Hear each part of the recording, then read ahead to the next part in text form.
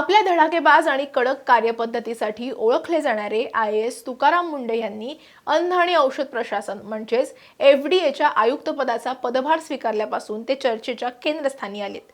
अन्न आणि औषध प्रशासनाचा पदभार स्वीकारल्यापासूनच त्यांनी राज्यभरामध्ये भेसळीविरोधात एक आक्रमक आणि धडक मोहीम उघडली होती। तसंच अन्न सुरक्षेसंदर्भातही कडक पावलं उचलत त्यांनी खाद्य निर्मितीत अस्वच्छता राखणाऱ्या आणि नियम मोडणाऱ्या हॉटेल्सवरही कारवाई केली होती। त्यामुळे तुकाराम मुंढेंच्या FDAच्या कारवाईची राज्यभरात चर्चा आहे। मात्र या धडाकेबाज कारवाईच्या कायदेशीर चौकटीवर आणि नैसर्गिक न्यायतत्वांच्या उल्लंघनावर बोट ठेवत मुंबई उच्च न्यायालयाच्या औरंगाबाद खंडपीठानं FDAच्या कारवाईला अंतरिम स्थगिती देत मोठा झटका दिलाय। नेमकं काय घडलंय?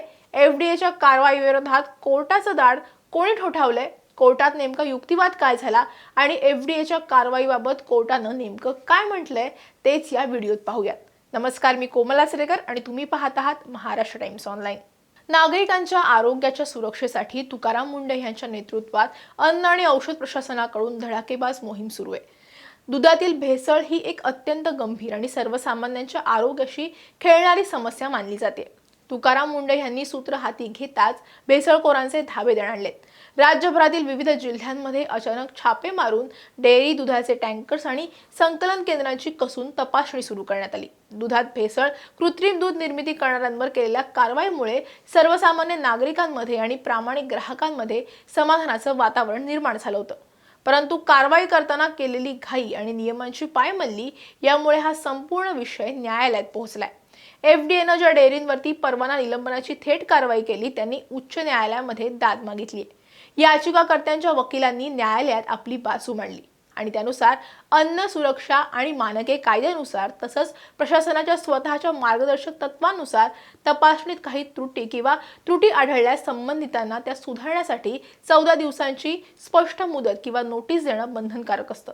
कोणतीही अंतिम किंवा कठोर कारवाई करण्यापूर्वी व्यावसायिकांना आपली बाजू मांडण्याची संधी दिली गेली नाही।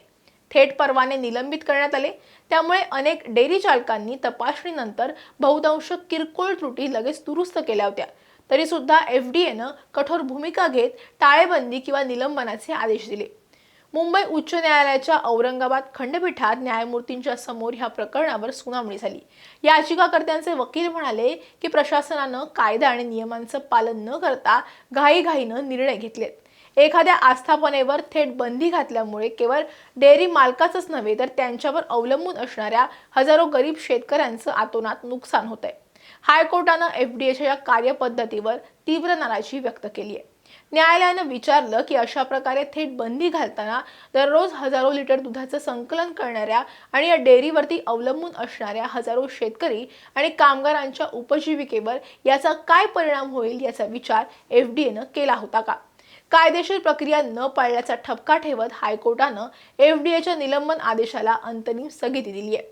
हायकोर्टाच्या या अंतरिम निर्णयामुळे छत्रपती संभाजीनगर, अहिल्यानगर, जळगाव आणि जालना या जिल्ह्यातील 8 मुख्य दूध डेअरी आणि संकलन केंद्रांना मोठा दिलासा मिळालेला आहे। या 8 कारवायांना म्हणजेच डेअरींना हायकोर्टानं स्थगिती दिलेली आहे। Shivkrupa dairy, Chhatrapati Sambhajinagar, Krishnanand food products Ahilyanagar, Jatin दूध संकलन अहिल्यानगर, जयहरी दूध संकलन अहिल्यानगर, सिद्धेश्वर मिल्क प्रोडक्ट्स अहिल्यानगर, नवनाथ दूध संकलन अहिल्यानगर, सरस्वती मिल्क प्रोडक्ट्स जळगाव आणि सरस्वती मिल्क प्रोडक्ट्स जालना या 8 आस्थापनांवरची जी कारवाई होती त्यावरची स्थगिती उठवलेली आहे। या निर्णयामुळे हजारो शेतकरी आणि डेअरी व्यावसायिकांना मोठा दिलासा मिळालाय। ग्रामीण भागामध्ये दूध व्यवसाय हा शेतकऱ्यांच्या दैनंदिन अर्थकारणाचा कणा मानला जातो। दररोज हजारो लिटर दूध संकलित करणाऱ्या या 8 प्रमुख डेअरींवर FDAनं अचानक बंदी घातल्यामुळे त्यांच्याशी जोडलेल्या शेकडो गावातील हजारो दूध उत्पादक शेतकऱ्यांसमोर आता आपलं दूध विकायचं कुठे असा गंभीर प्रश्न निर्माण झाला होता। दुधासारखा नाशवंत माल त्वरित न विकल्यास शेतकऱ्यांचं आतोनात आर्थिक नुकसान होतं। त्यामुळे हायकोर्टाच्या या निर्णयामुळे या डेअरींचे कामकाज पुन्हा एकदा सुरू होण्याचा मार्ग आता मोकळा झालाय आणि त्यामुळे शेतकरी आणि व्यावसायिक दोघांना सुद्धा मोठा दिलासा मिळालाय। तुकाराम मुंढे यांच्या प्रशासकीय कारकिर्दीत कायदेशीर प्रक्रियेचं उल्लंघन झाल्यावरून उच्च न्यायालयानं FDAला कानपिचक्या देण्याची ही काही पहिलीच वेळ नाहीये। याआधीही 2 प्रमुख प्रकरणांमध्ये न्यायालयानं अशा प्रकारचे ताशेरे ओढले होते. नवी मुंबईतील एका हॉटेलचा परवाना रद्द करताना एफडीएनं नैसर्गिक न्याय तत्त्वाचं पालन केलं नव्हतं. कोणतीही पुरेशी पूर्वसूचना किंवा बाजू मांडण्याची संधी न देता कारवाई केल्यामुळे उच्च न्यायालयानं एफडीएच्या या आदेशाला सुद्धा फटकारलं होतं आणि कारवाईला ब्रेक लावला होता.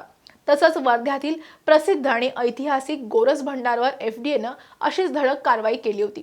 या प्रकरणात मुंबई उच्च न्यायालयाच्या नागपूर खंडपीठानं एफडीएनं केलेली कारवाई ही पूर्णपणे बेकायदेशीर आणि नियमबाह्य ठरवत ती रद्दबातल ठरवली होती. तुकाराम मुंडे हे संधी अधिकारी म्हणून अत्यंत प्रामाणिक, कर्तव्यदक्ष आणि धडक निर्णय घेणारे मानले जातात.